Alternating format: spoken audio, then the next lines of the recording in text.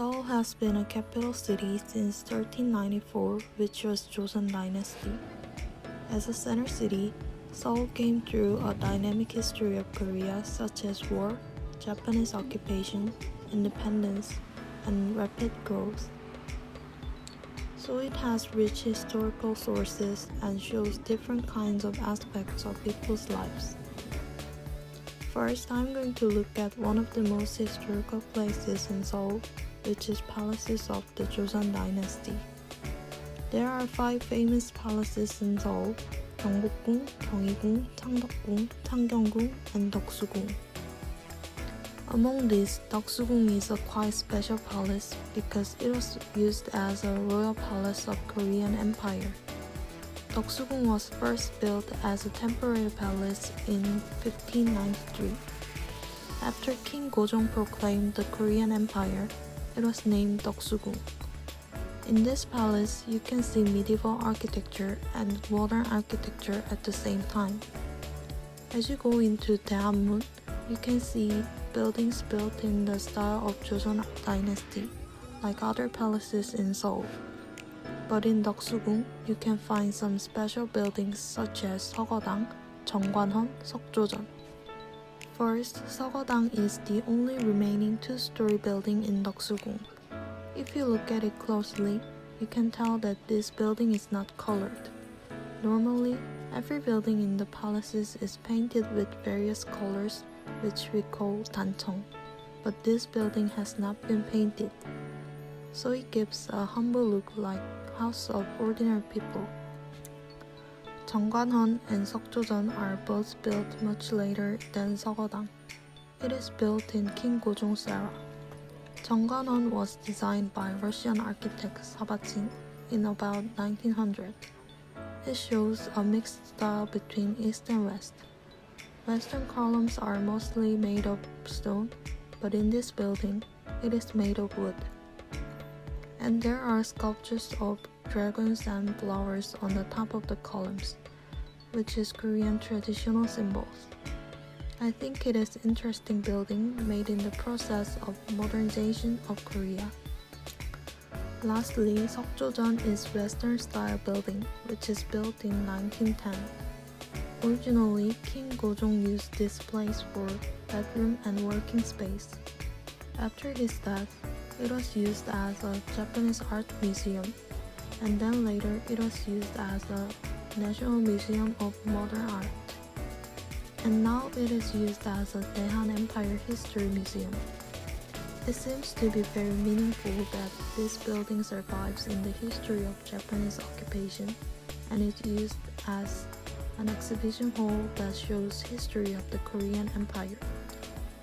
Right next to the 석조전, there is the National Museum of Modern and Contemporary Art, 덕수궁. Currently, there is an exhibition on artists who have worked hard to achieve independence of Korea. If you come out of 덕수궁 and follow the stone wall, you'll meet the Seoul Hall of Urbanism and Architecture. The building was built on the site of the Seoul Regional Tax Office Namdaemun Annex.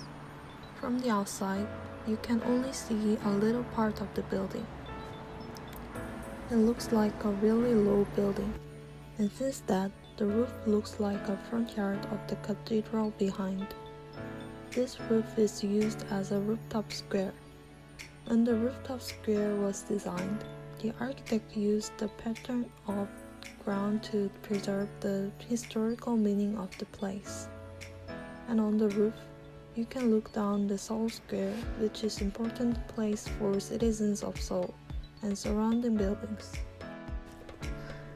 If you go inside to the building, it seems like you are going into the underground cave, and then you'll meet a big atrium. The atrium that connects all floors gives you a great sensation that you didn't expect from the outside. There are some more exhibition spaces, and they have different heights and sizes. Most of the staircases leading underground are planned as semi-external space without entrance to connect the inside and outside. For me, it felt like an ant house connecting from place to place. This building is meaningful in that it provides cultural space to citizens without ruining many historic spaces in the center of Seoul. The next place to visit is the Culture Tank, located near the World Cup Stadium in Mapogu. The Culture Tank was the old storage base which had been tightly forbidden for the public for 41 years, and it has been transformed into a cultural park through urban regeneration. In the late 1970s, the Mapo oil storage base had built to store oil to prepare for possible oil price fluctuations, and it was shut down for safety reasons ahead of the 2002 World Cup. Although it has not been able to find a way to utilize it for more than 10 years. In 2003, it was decided to make this place as a cultural facility, which was suggested by citizens. The park was created with the recycling of existing resources. Therefore, you can experience a very unique space made by oil tanks. 4 of the 5 existing oil storage tanks have been created as performance halls, lecture halls for citizens, and exhibitions hall that displays the records of the past and future of the base. One tank, which was built by recycling broken down internal and external materials from the existing tanks, was created as a community center with a cafeteria, a circular conference room, and a multi-purpose lecture hall. Much of the spaces was created as a complex cultural space that could be used for various purposes without limiting space usage. The use of materials such as metallic panels of old oil tanks, the size and the shapes of space are refreshing.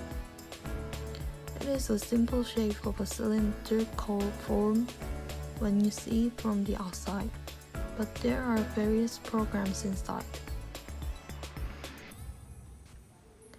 And spaces are created to make sure people can use those spaces conveniently.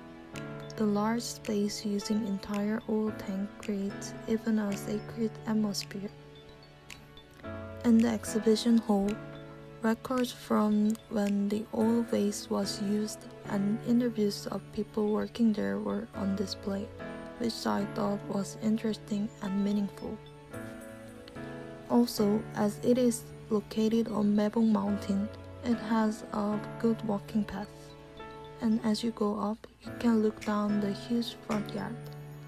You want to visit this place when the weather is really nice.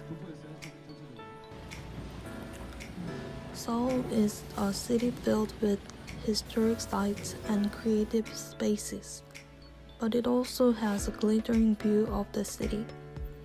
The next place to see is a place that shows the splendor of Seoul. The Galleria department store in Apgujeong was designed by UN Studio for its facade and interior design. In total, 4,330 glass discs are mounted on the existing concrete skin of the building. The glass disc shines differently during the day, and at the night, each glass disc is lit by LED lights and makes it even splendid. If you go there and see it, it's really beautiful like glittering shell. These kinds of media facades can be found not only in Apgujeong but in many parts of Seoul. I think it matches the colorful image of Seoul, where the lights don't go out at night. For the interior, this image shows its concept. The architects focused on the escalator, which becomes a moving event space, and the ceiling lighting, which becomes a device providing a fluent directionality and dynamics to the shop floors. The illumination of the corridor is designed as a continuous lighting elements in the form of linear rails that follow the direction of the pathways below. Seoul is a city which has a variety of aspects. building creative spaces in consideration of various issues such as preserving history, creating cultural spaces for citizens, protecting and harmonizing with nature, and cultivating urban aesthetics seems to be the way Seoul is headed.